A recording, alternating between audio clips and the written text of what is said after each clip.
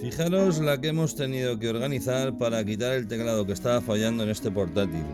Es un Pavilion AF107 y fijaros, el teclado va debajo de esa chapa, que esa chapa va aquí, o sea, va el teclado, esa chapa, después esa pequeña placa base que es canija